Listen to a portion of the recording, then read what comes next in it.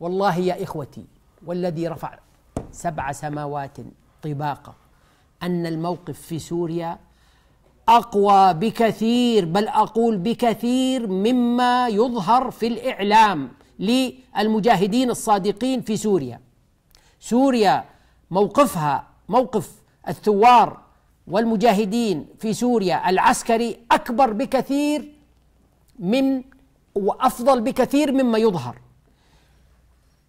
الطرف الآخر رأى أن معركة حلب حشد لها كل طاقته، كل إمكاناته العسكرية والإمداد واللوجستي، يعني كل ما يتعلق بالإمداد الداخلي والخارجي، وكل فرقاء المعنيين من أتوا من لبنان وممن أتوا من العراق وممن أتوا من إيران وممن أتوا من أفغانستان وممن أتوا من باكستان وممن أتوا من روسيا، كلها حشدت كل ما عندها لمعركة حلب.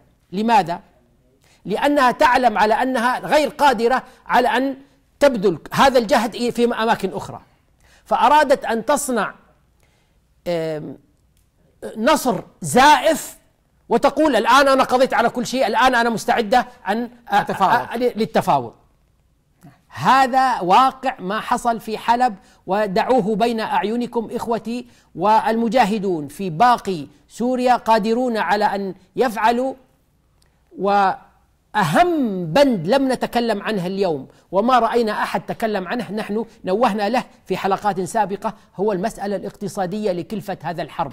اليوم روسيا على شفا إفلاس، وإيران أفلست لولا لم تنقذها الصاد الأولى الصليبية اللي هي أمريكا بالاتفاق النووي، وأفرجت عن 100 مليار المحجوزة عندها، لكنت رأيتها اليوم خارج الصراعات كلها الثلاثة. ولذلك نقول نحن في وضع اقتصادي جيد، عكس ما يقال بعض حتى للأسف من يدعون العلم والمعرفة عندنا ادعوا بحالتنا الاقتصادية، فحالتنا ولله الحمد مطمئنة، وقيادتنا الحمد لله صادقة وجادة وقادرة، والوضع في سوريا أيضا قوي. وحالة حليفنا الحقيقي أردوغان وتميم مواقفهم معنا كما تريد المملكة 100%. ولذلك نرحب اليوم بانضمام آخر من دخل في التحالف الإسلامي، ألا وهي عمان الشقيقة. نقول لها حياكم الله، وإن كنتم متأخرون لكن أنتم في أهلكم، ومن كما يقول المثل الشعبي من أتى لم يتأخر، فالحمد لله رب العالمين. ولعلنا إخوتي وأخواتي ننهيها بقول الله عز وجل، وهذه المرحلة التي نحن فيها في صددها في سوريا، فتوكل على الله.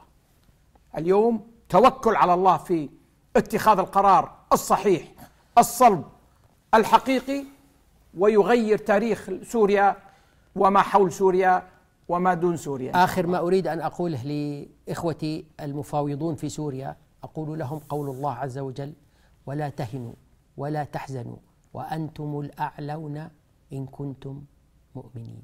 إن آمنتم بالله فزتم وتوكلتم على الله حق التوكل، لا تنظرون بما يظهر لكم كما رأيتموها بعينكم البرسبشن. يعني كيف تظهر لكم الحقيقة. افعلوا بالحقيقة التي أنتم الأعلون بها. وكما قلنا الحل السياسي، الحل العسكري هو خادم للحل السياسي وليس العكس كما بدأنا ننهيها. إذا لم يجدي الحل السياسي فالحل العسكري هو آخر الدواء. وملاحظة أخيرة أخي، وأنت تعلم كنا نتكلم فيها، هنالك جزء من المخطط الاستخباري العالمي بقناص يسمونه القناص الاقتصادي، وهنالك اليوم قناص سياسي في سوريا، يعني أن تقتنص فصيل دون فصيل. إخوتي كلكم شركاء في السلاح، وكلكم نسأل الله لا نزكيكم على الله عز وجل، وإذا فرق بينكم ذهبتم كلكم. لا تقبلوا بوقف إطلاق نار من فصيل دون فصيل، بل أنتم توحدوا. وهذا ما يعرف بالقنص السياسي. وآخر دعوانا أن الحمد لله رب العالمين.